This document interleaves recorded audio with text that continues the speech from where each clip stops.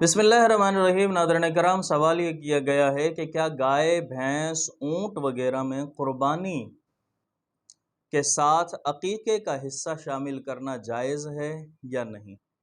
کیا عقیقے کے حصہ شامل کرنے سے قربانی اور عقیقہ دونوں ہو جائیں گے یا پھر نہیں ہوں گے؟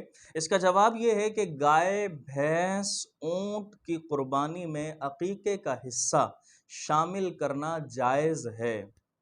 عقیقہ اس جانور کے اندر ہو جائے گا اور عقیقے کا حصہ شامل کرنے سے قربانی بھی ادا ہو جائے گی اور اس کا عقیقہ دونوں ادا ہو جائیں گے، کیونکہ قربانی کے جانور میں دیگر واجبات یا نفل عبادت کی نیت کرنا یہ جائز ہے۔ اور پھر ایک گائے کے اندر، بھینس کے اندر یا اونٹ کے اندر 7 حصے ہوتے ہیں، اور 7 حصوں میں سے صرف اگر ایک ہی حصے میں قربانی کی نیت کی ہو اس نے، یعنی ایک قربانی کر رہا ہو، اور باقی حصوں میں دیگر واجبات یا پھر عقیقہ کی نیت اس نے کی ہو، تو پھر اس صورت میں قربانی بھی ادا ہو جائے گی اور عقیقہ بھی ہو جائے گا۔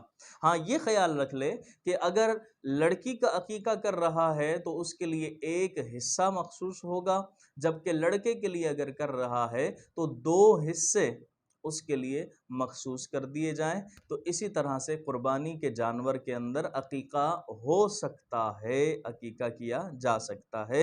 ایک اور چیز کی یہاں میں وضاحت کرتا چلوں کہ جو لوگوں کے اندر بہت زیادہ مشہور ہے، وہ یہ کہ عقیقے کے جانور کا گوشت دادا، دادی، نانا، نانی یہ سب نہیں کھا سکتے۔ یہ محض غلط ہے، یہ عوام کے اندر غلط فہمی ہے۔